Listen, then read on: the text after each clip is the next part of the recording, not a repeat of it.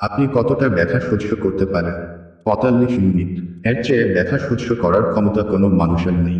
কিন্তু আপনি জানেন আপনার মা আপনাকে পৃথিবীর আলো দেখাতে গিয়ে কতটুকু ব্যথা সহ্য করেছেন?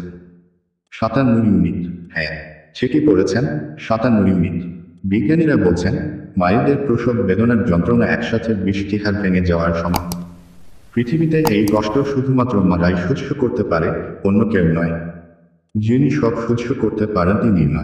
আর মা সন্তান জন্ম দেবার পর সকলের দায়িত্ব যখন শেষ হয়ে যায়, ঠিক তখন থেকে শুরু হয় একজন মা মায়ের মূল দায়িত্ব। সন্তানকে খাওয়ানো, ঘুম পাড়ানো, সন্তানের সাথে রাত জাগা, এমনি হাজারো দায়িত্বের বোঝা কাঁধে নেওয়ায় সবে মানব নয়। একে ভুলে যেতে হয় তার শরীরের ৯ মাসের ক্লান্তির কথা, কাটাছেঁড়ার যন্ত্রণার কথা। ভুলে যেতে হয় তার অবসন্ন শরীরে ঘুমের খুব প্রয়োজন। সন্তান যখন মায়ের গর্ভে থাকে তখন সকলে গর্ভবতীর প্রতি সহানুভূতিশীল হলেও সন্তান জন্মের পর সবাই বেমালুম ভুলে যায় মেয় টির উপর কি ধকলটায় না গেছে তার শরীরে ও মনে এখনো কত কষ্ট। মেয়টি কিন্তু তার ক্ষয়ে যাওয়া শরীর নিয়ে সব কিছু মেনে নেয়, কারণ মানতে সে বাধক, সে যে মা। দিন শেষে সন্তানের জন্ম হলেও তাকে তো সুস্থ থাকতেই হবে। মায়েরা যদি তার নবজাতক সন্তানকে নিয়ে একা দুর্বল শরীরে রাত জাগে তাহলে তাকে দিনে অন্তত ঘণ্টাখানেক বিশ্রাম নিতে দিন, তার মাথায় হাত রাখুন, তাকে সাহস দিন।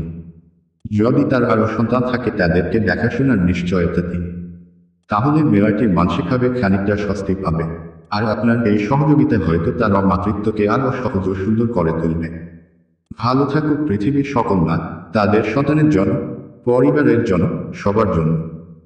ভিডিওতে ভালো লাগলে লাইক করুন এবং উপকৃত হলে চ্যানেলটি সাবস্ক্রাইব করে বেল আইকন অন করে দিন। ধন্যবাদ।